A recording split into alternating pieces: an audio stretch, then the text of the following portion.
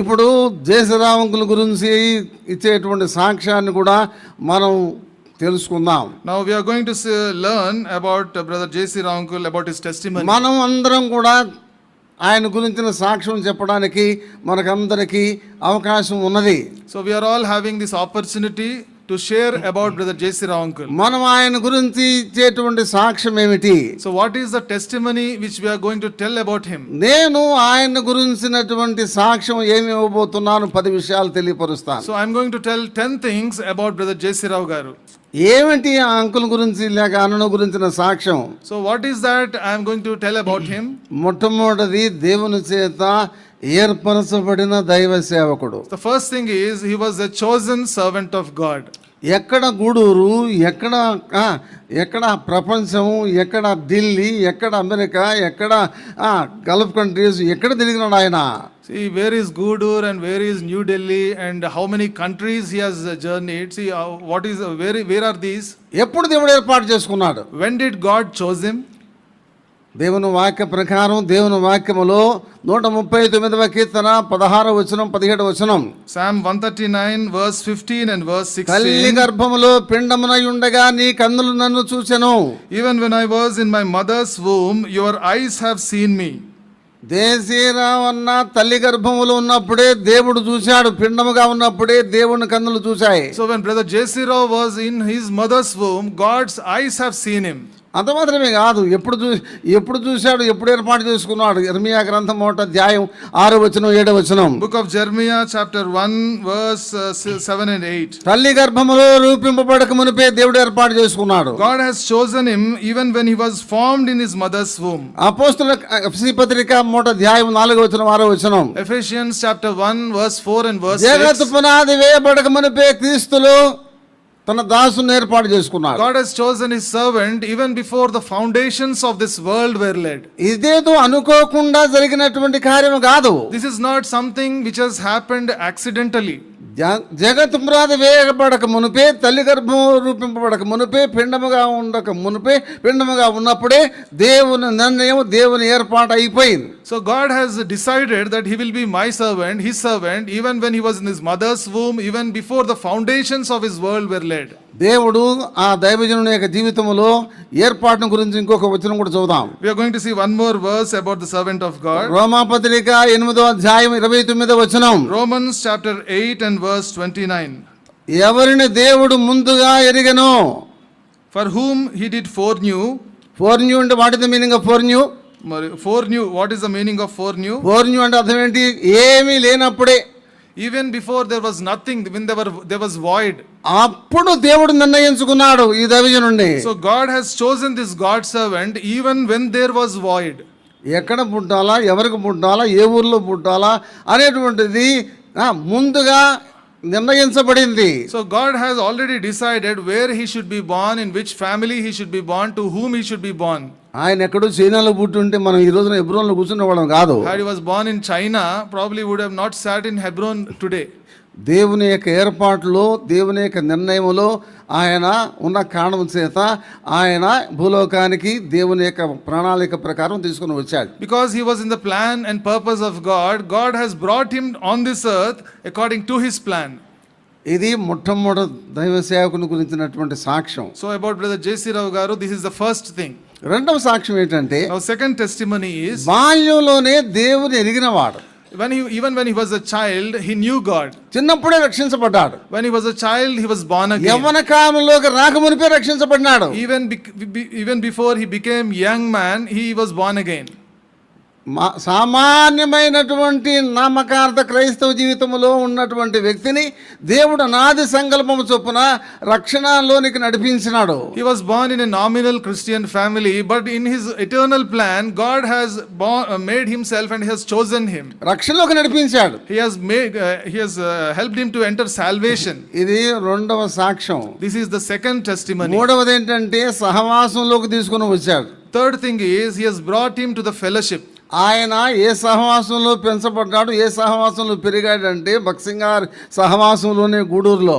So he in Gudur, he was born and brought up in the fellowship of Brother Baksing. Gudur Yesudas గారి దగ్గర శిక్షణ పొందినటువంటి దైవ సేవకుడు. So he was trained under Brother Yesudas in Gudur. Gudur దైవ సేవకుడు యేసుదాస్ గారు అంటే సామాన్యమైనటువంటి మనిషి కాదు. Brother Yesudas from Gudur, he is not a normal person. Shirt వైటే, పంచె వైటే, బైబుల్ సంచి కూడా వైటే, దిండు కవర్ కూడా వైటే. So everything, అర్థమైందా? so everything right from the pillow cover, shirt, pant and everything should be in white in color.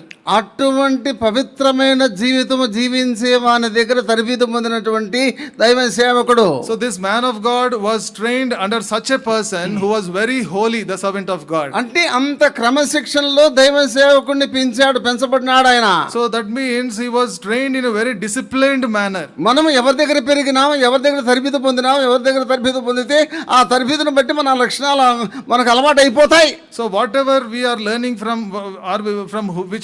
whom are we where we are brought up and born again, so their qualities also we will be imbibing. దేవుడు తగిన సమయంలో వివాహంలో దేవుడు జతపరిచినాడు. So in his time God has got him married. పిల్లల్ని ఇచ్చినాడు. God has given him children. అయితే దేవుని చిత్తమైంది. So it was God's will. దేవుని దాసరాల్ని దేవుడు మహిమలో పిలుచుకున్నాడు. God has taken his handmaiden. పిల్లల్ని పెంచడం కష్టమైనటువంటి పని. So to take care of the children is a very difficult thing. పిల్లల్ని కనడం చాలా సులువు. To bear children is very easy. పిల్లల్ని పెంచడం చాలా కష్టం. But to take care of the children is very difficult. అందులో మగ పిల్లల్ని ఆడపిల్లల్ని కలిసి తల్లి లేకుండా పెంచడం అంటే సామాన్యమైన సంగతి కాదు. So without mother, father taking care of the children, boys and girl, is not easy thing. ఆయనే వారికి తల్లి, ఆయనే వారికి తండ్రి, ఆ విధంగా తను పెంచాడు పిల్లలను. So he has taken care of the children like as a father, and he himself is a mother of the children. ఆయన శ్రేష్టమైనటువంటి మంచి తండ్రిగా లోకములో జీవించినాడు. So like a very good father, he lived in this world. తర్వాత సేవను సేవ. And later about God, about the service of God. Full time service, పూర్తి కాలపు సేవకు సమర్పించుకున్నాడు. He has sacrificed himself for full time service. కొంతకాలం security job చేసినప్పటికీ దేవుడు పిలిచినప్పుడు లోబడినాడు. So for some time he did some secular job, but when God called him, he obeyed the call of God. దేవుని సేవకు సంపూర్ణంగా సమర్పించుకున్నటువంటి సేవకుడు. He has sacrificed himself completely to the service of God. సేవకు పిలువబడిన తర్వాత బక్సింగ్ గారితో కలిసి పనిచేసినటువంటి జత పనివాడు. After he was called for service, he worked along with Brother Baksing. బక్సింగ్ గారి దగ్గర అన్ని నేర్చుకున్నాడు. He learned many things from Brother Baksing. క్రమం నేర్చుకున్నాడు. He learned discipline. వాక్యం నేర్చుకున్నాడు. He learned the word of God. భక్తి జీవితం నేర్చుకున్నాడు. He learned the fear of God. అన్నిటికంటే ముఖ్యంగా విశ్వాసాన్ని నేర్చుకున్నాడు. And most importantly, he learned about faith. బక్సింగ్ గారు ఎట్లా విశ్వాసం మీద జీవించాడో, విశ్వాసం మీద జీవించడానికి తను నేర్చుకున్నాడు, తను అవలంబించాడు. So how Brother Baksing lived on faith, so likewise Brother J.C. Rao Garu also lived in faith. విశ్వాసంతో జీవించడం అంటే చిన్న సంగతి కాదు. To live according to faith is not an easy thing. విశ్వాసంతో పిల్లల్ని పెంచడం అంటే చిన్న సంగతి కాదు. With faith, taking care, rearing the children is not an easy thing. జీవితంలో 3 పరీక్షలు ప్రతి కుటుంబానికి, ప్రతి తల్లిదండ్రులకు, ప్రతి బిడ్డకు. So for every child, for every parent, for every family, there are 3 examinations. ఏంటి పరీక్ష? 3 పరీక్షలు అంటే మొట్టమొదటిది బిడ్డలను బాగా ఎడ్యుకేషన్ ఇవ్వటం, మంచి క్వాలిటీ ఎడ్యుకేషన్ ఇవ్వటం. The first examination, the first test is we have to give children quality education. ఇది కఠినమైన పరీక్ష, కష్టమైన పరీక్ష. This is a very difficult exam. రెండవది పిల్లలకు సరైన ఉద్యోగం రావాలా. Secondly, children should get good jobs. సరైన స్థలంలో సరైన ఉద్యోగంలో సెటిల్ అవ్వాలి పిల్లలు. In good places, in good jobs, children should settle. ఇది కఠినమైన పరీక్ష రెండవది. The second thing, this is a very difficult test. మూడవది అగ్ని పరీక్ష. The third one is the test of fire. ఏంటి అగ్ని పరీక్ష? What is the test of fire? పిల్లలకు పెళ్లిళ్ళు చేయటం. To get them married. ఈ రోజున పెళ్లిళ్ళు చేసి సస్తున్నారు జనమంతా. So today people are getting married and they are finding it difficult. ఎందుకు చేసుకున్నానా ఈ పిల్లను? Why why did I marry this woman? ఎందుకు చేసుకున్నాను ఈ పిల్లోడిని అని చెప్పి సస్తున్నారు సేవకులు, విశ్వాసులు, పెద్దలు నలిగిపోతున్నారు. Even the children of God, even the servants of God, elders, they are very much troubled. Why I got married? కనుక ఇది అగ్ని పరీక్ష. So this is the test of fire. ఈ అగ్ని పరీక్షలో కూడా దేవుని యొక్క సన్నిధి తోడుగా ఉండి విశ్వాసంతో పిల్లలను ఆ విధంగా సెటిల్ చేసినాడు ఆయన. So even in this test of fire, God's grace was upon them and he has settled his children. ఇప్పుడు 4 లక్షణాలు చూసాం. Now we have seen 4 qualities. 5వది మంచి ఉపదేశకుడు. The fifth one, he is a good messenger. అన్ని రకాలైనటువంటి వర్తమానములో ఉన్నటువంటి ఉపదేశాన్ని ఆయన ఇవ్వగలిగినటువంటి దైవ సేవకుడు. So he was able to give messages for all situations.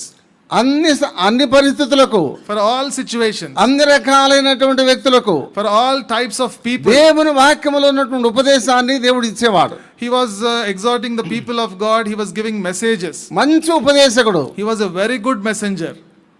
ఆయన ద్వారా మేలు పొందినటువంటి వారు ప్రపంచమంతా ఉన్నారు. So across the world many people got benefited from his messages. ప్రపంచంలో అన్ని దేశాల్లో కూడా ఆయన వాక్యం ద్వారా మేలు పొందిన వాళ్ళు ఉన్నారు.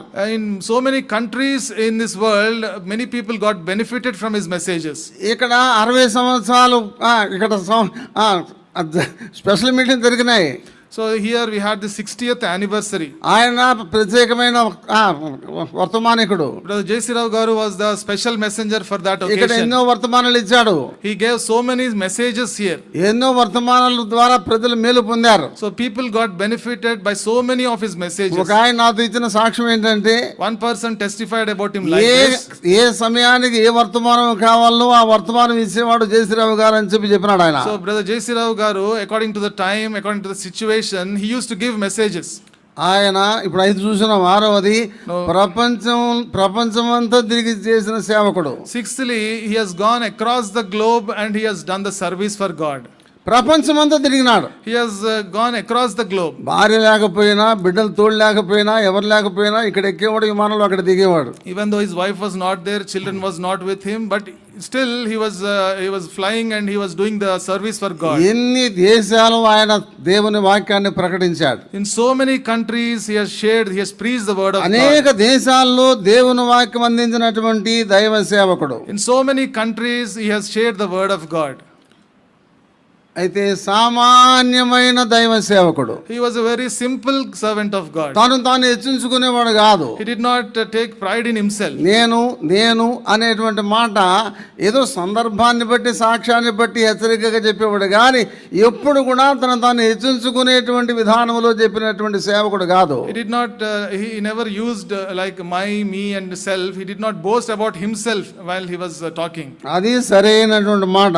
తాను గొప్పగా హెచ్చించుకొని చెప్పిన సేవకుడు కానే కాదు. So he did not boast about himself. Such was Brother J.C. Rao Garu. అంటే దీనుడైనటువంటి సేవకుడు. He was a very humble servant of God. సామాన్యమైన సేవకుడు. He was a simple servant of God. అంత మాత్రమే కాదు, ఆయన భక్తి కలిగిన దైవజనుడు. Not only that, he was having the fear of God. భక్తి కలిగిన దైవజనుడు. He was having the fear of God. మనమందరం దైవజనులమే. We are all servants of God. అయితే దేవుడు కోరేది భక్తి కలిగిన దైవజనుడు కావాలా. So God is expecting that we should have the fear of God in us. ఇప్పుడు 8వ చూద్దాం. We are going to see the 8th one. అంతం వరకు విశ్వాసాన్ని కాపాడుకొని వాక్యాన్ని ప్రకటించిన వాడు. Till his end he has taken care of his faith and he has preached the gospel. చివరి వరకు, చివరి సమయంలో, చివరి ప్రాణం విడిచేంత వరకు దేవుని వాక్యాన్ని ప్రకటిస్తూ దేవుని సేవలో ఉన్నాడు. So till he left his life, till he lived his life on this earth, he preached the word of God. 9వది మాదిరికరమైన సేవకుడు. 9thly, he was a model servant of God. దేవుని వాక్యములో మాదిరికరమైన జీవితం అంత సులువైన పని కాదు. In the word of God, to be a model for everyone is not an easy thing. దేవుని వాక్యములో మాదిరికరమైన సేవకులు. So in the word, according to the word of God, he was a model servant of God. యేసు ప్రభు మాదిరికరమైన సేవకుడు. Lord Jesus Christ is a model servant of God. మొదటి పేతురు 2:21. 1 Peter chapter 2 and verse 21. Philippi 3:17. Philippians chapter 3 and verse 15. అపోస్తలుల కార్యం 20:31-32. Acts of the Apostles chapter 20 verse 30-31. నేను అందరికీ అన్ని విషయములు మాదిరిగా ఉంటిని. So I was a model to each and every one of us. మాదిరిగా నడుచుకున్న వారిని గురిపెట్టి చూడుడి. So whoever is walking according to the word of God, so look at them. విశ్వాసము కలిగిన సేవకుడు, He was a servant of God, who was విశ్వాసమును having faith. కాపాడుకున్న సేవకుడు. He was taken care of his faith. 2 Timothy 4:7 2 Timothy chapter 4 నా and verse విశ్వాసమును 7. కాపాడుకుంటుని. I have taken care of my faith. దీనుడైన సేవకుడు. He was a humble servant of God. కీర్తన 34:3-4 వచనాలు. Psalm 34 verse 3 and verse 4. యెషయా గ్రంథం 57:15 Isaiah chapter 57 verse 15. యెషయా గ్రంథం 66:2 Isaiah chapter 66 and verse 2. సర్వలోకానికి వెళ్లి సువార్తను ప్రకటించిన దైవ సేవకుడు. He was a servant of God who has preached the gospel across the globe. మత్తయి సువార్త 20:18-20. Matthew's gospel chapter 8 verse 19 సమస్త and verse జనులను 20. శిష్యులుగా చేయండి. So make disciples. అనేకులను సంపాదించుకున్న దైవ సేవకుడు. So he has made so many disciples. ప్రపంచమంతటి నుంచి సంపాదించుకున్న దైవ సేవకుడు. He was such a servant that he has made so many disciples across the మొదటి globe. కొరింథీ 9:19. 1 Corinthians chapter 9 and verse మంచి 19. ఉపదేశకుడు. He was a very good preacher. FC పత్రిక 4:12-13. Ephesians chapter 4 verse 12 and verse ఆయన 13. అపోస్తలులను, ప్రవక్తలను, ఉపదేశకులను, సువార్తికులను, కాపర్లను దేవుడు నియమించెను. And God gave prophets, evangelists, pastors, teachers. 2 Timothy పత్రిక 3:15-16 వచనాలు. 2 Timothy chapter 3 verse 14 and verse 15. భక్సింగ్ గారితో కలిసి పనిచేసిన దైవ సేవకుడు. So he was a co-worker with brother Baksing. 3 కొరింథీ పత్రిక 3:7-9. 1 Corinthians chapter 7 and verse 8 and verse 9. ఇప్పుడు 10వది దర్శనం కలిగి దర్శనంలో తన సేవను ముగించిన సేవకుడు. Now 10thly, he had the vision, he continued in the vision and he ended in that vision. అపోస్తుల కార్యము 26:19.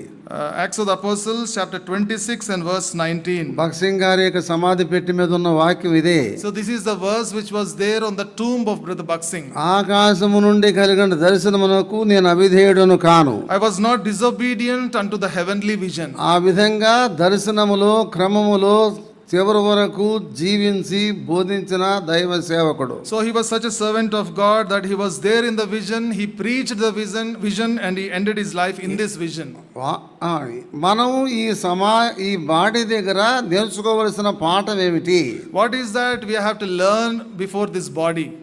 ఈ వచనం చదువుకొని మనం ముగించుకుందాం. We'll read this verse and we'll close.